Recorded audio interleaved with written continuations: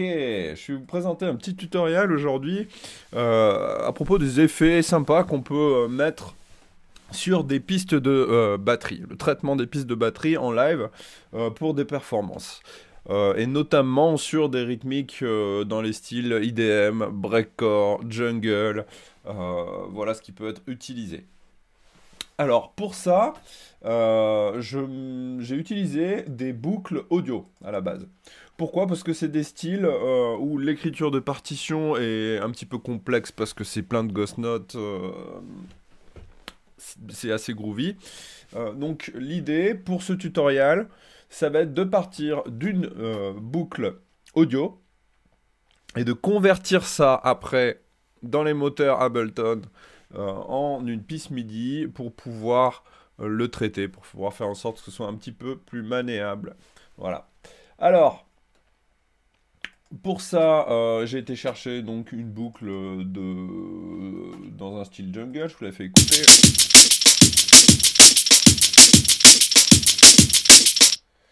Classique jungle, ok. J'ai été la chercher sur Music Radar, il me semble. Voilà. Je mettrai le lien dans le tuto. Vous avez plein de samples gratuits là-dessus. Voilà, voilà. Alors, le premier effet qu'on utilise, c'est plutôt des effets de mixage, de traitement audio. Donc, à partir d'Ableton Live 10, est sorti un effet assez sympathique qui s'appelle le Drum Bus. Le Drum Bus, il regroupe un compresseur, un saturateur et quelques effets sur l'équalisation. Vous voyez ici la distorsion, une deuxième distorsion, pour booster les fréquences dans les graves, pour donner un petit peu de profondeur et de decay. Là, on règle la fréquence dans les graves, les transients, pour faire ressortir plutôt les aigus, ou pas, si on les met en dessous de 0. Et la possibilité de mettre un compresseur. Bon, vous voyez, ça permet assez facilement d'obtenir un son de batterie, soit pulsé, soit de faire sortir plus ou moins les Charleston ou les kicks. Vous avez des presets intéressants que vous pouvez vous servir. Okay. Après ces traitements, ce que je vais faire, c'est découper ce sample audio. Donc, tu es bien d'accord, c'est un échantillon audio. On va le découper dans une piste MIDI. Donc, si je clique droit sur le clip, on arrive à un endroit où on peut découper en une nouvelle piste MIDI. Un huitième de note en intégré. Tout ça, ça me va. Voilà. Notre échantillon audio qui était là est donc mis dans transformé en piste MIDI avec le rack à l'intérieur et un clip MIDI en escalier. Je vous fais écouter, il ne va pas y avoir grande différence avec l'échantillon audio qui est là.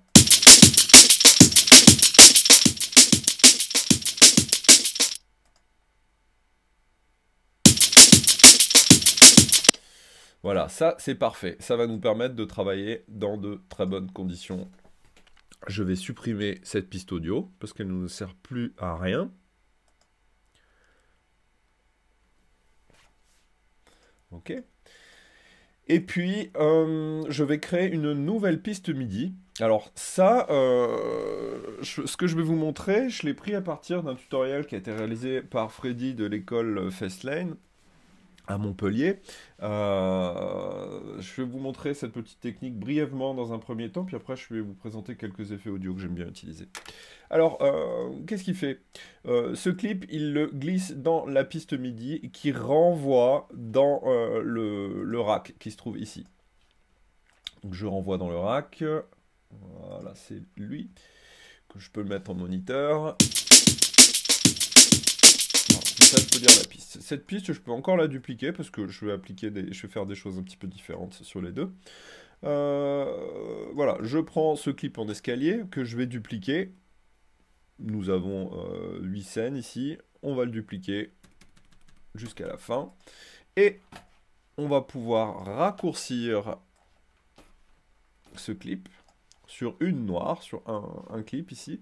Sauf que le deuxième, où j'aurais pu dupliquer à partir de là, voilà, ça ira plus vite. le deuxième, le troisième sur la tranche 3, le quatrième sur la tranche 4 et ainsi de suite.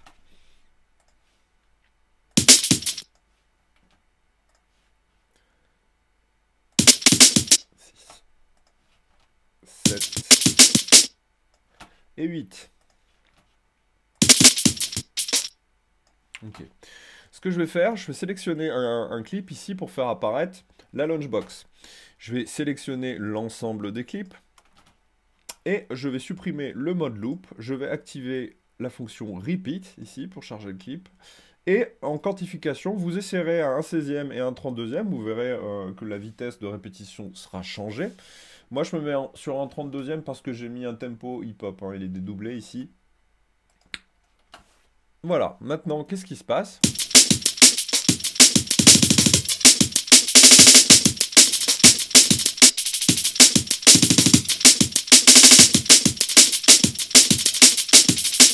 Ok, vous voyez que quand j'appuie sur un clip, ça fait une répétition. Alors, ça, vous pouvez assigner chaque clip sur un contrôleur MIDI. Ici, en voilà un, mais si vous n'en avez pas, vous pouvez le faire avec un Launchpad ou même avec le clavier de votre ordinateur en utilisant la fonction Key qui se trouve ici. Si j'appuie sur le clip 1, je l'assigne sur le A, Z, E, R, T, Y, U et I. Et à ce moment-là, je lance la lecture.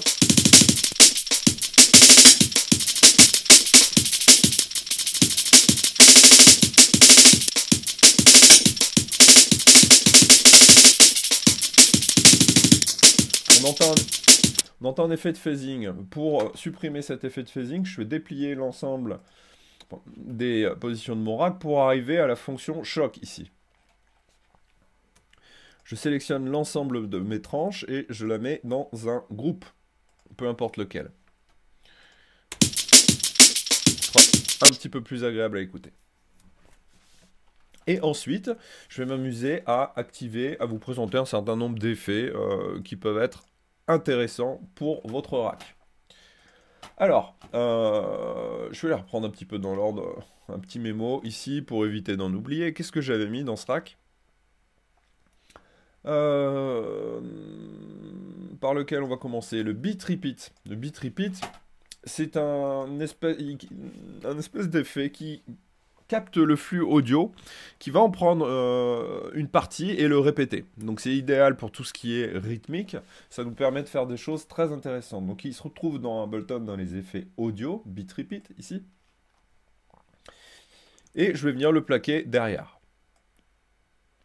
Hop, si je le règle par exemple sur un 16e ici, l'intervalle du flux qui va sélectionner, et après, c'est la vitesse de répétition, éventuellement nombre de variations de ces vitesses. Je peux couper les triolets, faire des effets sur le pitch.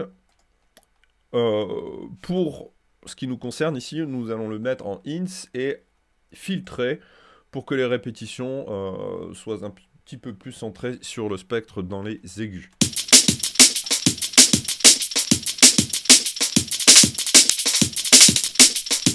Intéressant.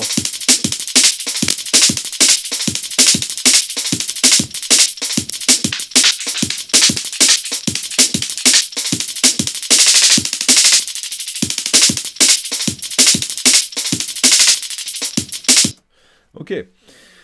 Il y a une variante que vous pouvez utiliser dans les effets audio. Vous allez aller dans Audio Effect Rack ici et vous avez un preset dans Performance DJ, et vous en avez un autre qui s'appelle, il me semble, Super Looper. Voilà, Super Looper, il se trouve ici. Lui, il est compilé avec un délai. Vous avez deux effets dans ce rack, et un repeat qui est paramétré d'une certaine manière. Je vais supprimer le premier.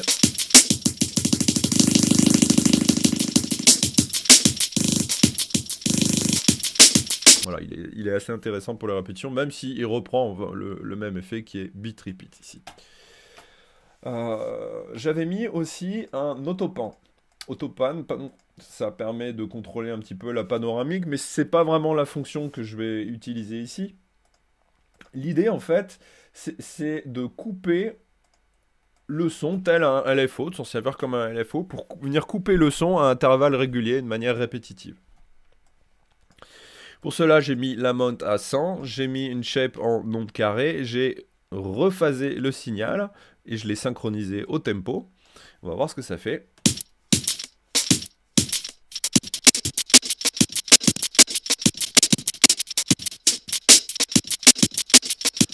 C'est venu donc me saucissonner littéralement le son, le volume du son.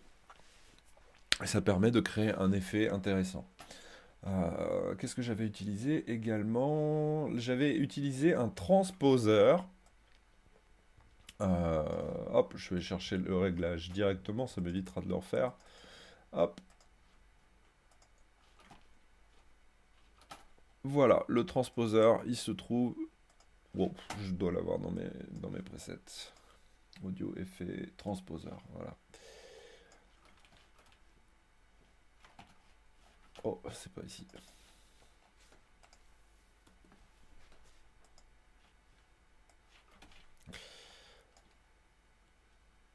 Voilà, je vais enlever l'autopan et le super looper. Ça, c'est un effet qui se trouve dans les packs que vous avez téléchargés sur le site d'Ableton quand vous avez la version la version suite. Il se trouve dans une bibliothèque qui s'appelle Creative Extension, dans les effets audio, et là, vous avez des presets sur un effet qui s'appelle Pitch Hack, ici.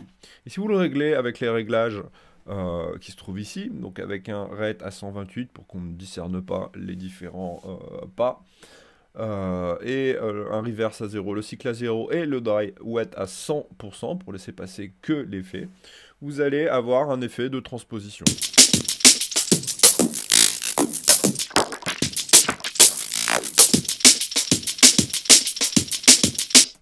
Remarquez, vous pouvez utiliser un effet VST qui compile un petit peu cet effet de transposition avec un espèce de bit repeat. Il s'appelle Install Looper et c'est un VST gratuit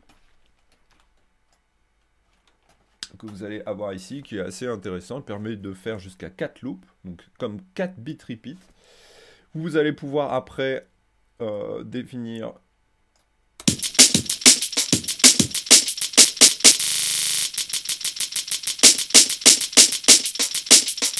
la vitesse de répétition, rajouter un certain nombre d'effets sur la panoramique, sur le filtre, un phaser notamment, et le speed ici, ça va nous servir pour bouger la hauteur des notes qui vont être répétées.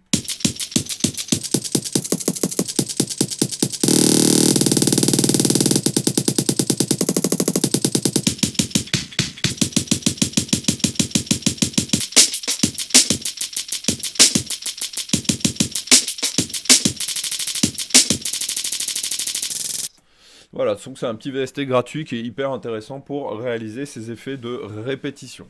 J'avais mis aussi un effet, il me semble, pitch drop, qui se trouve également dans les effets max. Maintenant, il doit être intégré en native dans les packs... C'était lequel de pack? Ouh, excusez-moi. Que je le retrouve. Voilà, Max for Live essentiel, Max Audio Effect et Pitch Drop. Voilà, il se trouve ici. Je vais le glisser. Alors lui, sa fonction, ça va être de bouger le pitch à la manière d'un espèce de vieux vinyle. Si je le règle d'ici sur, par exemple, 1.5, voyons voir ce que ça fait.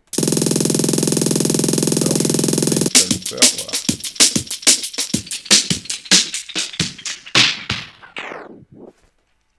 Ça, c'est aussi un effet intéressant.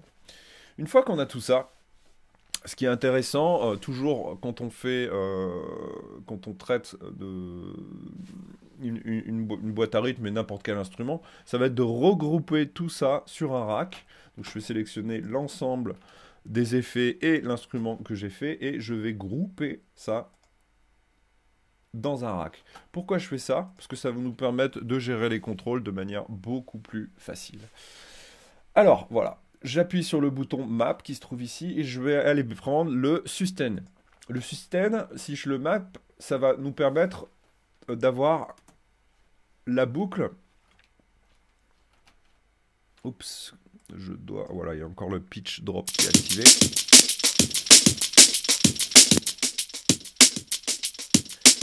Ça va nous permettre de couper tout ce qu'il y a après les transients, donc de nous rendre le son beaucoup plus sec. Donc ça va être intéressant aussi à utiliser. Il se trouve par défaut, en fait, dans le rack, ok, sur le premier rack de batterie. Donc pour le coup, sur l'instrument.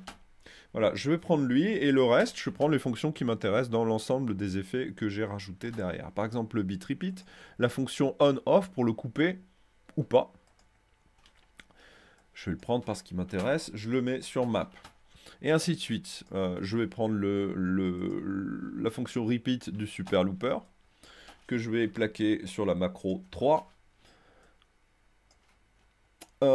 L'activation ou pas de l'autopan, que je vais mettre sur la macro 4.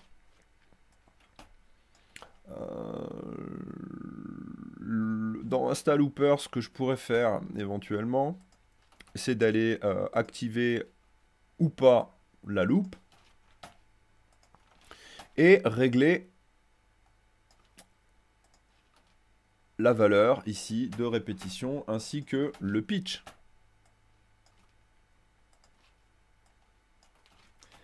Et sur la dernière macro, l'activation ou pas du pitch drop.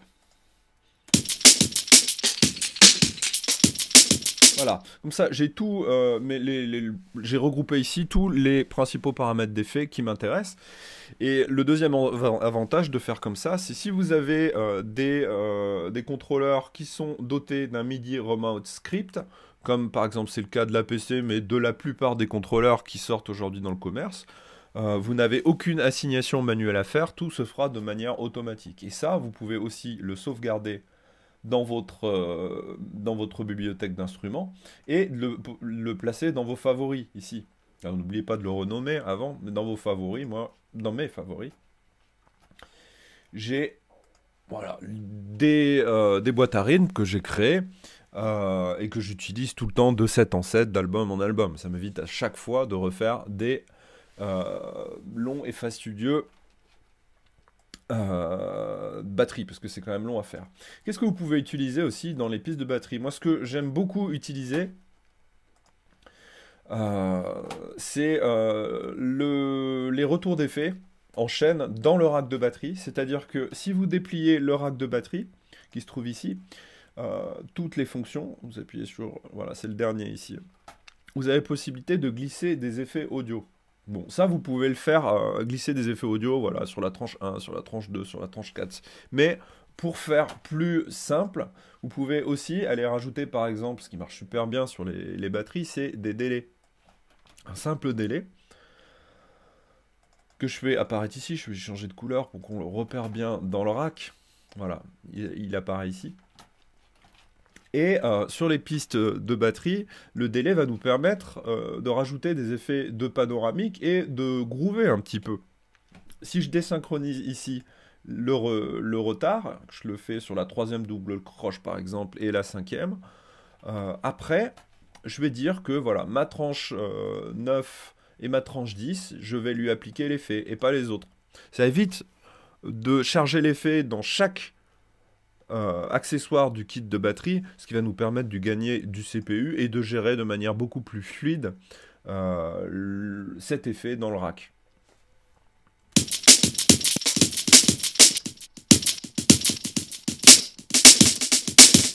Voilà, l'effet s'applique. Et un autre effet que vous pouvez utiliser notamment sur les sons aigus, les sons de Charleston, ou même sur quelquefois la caisse claire, c'est le shaper. Shaper, vous le retrouvez en natif maintenant à partir de Live 10, parce que c'est un effet dans Max MSP.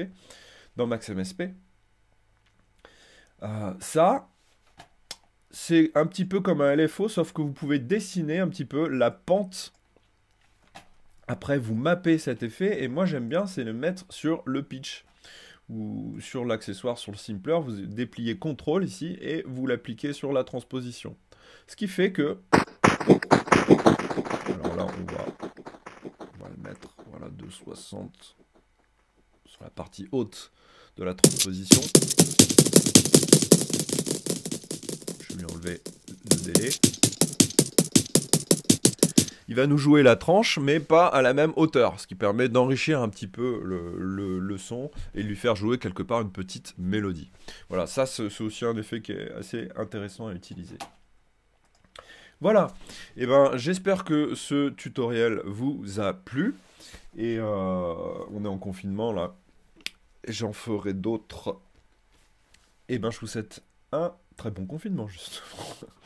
Passez une très bonne journée, au revoir.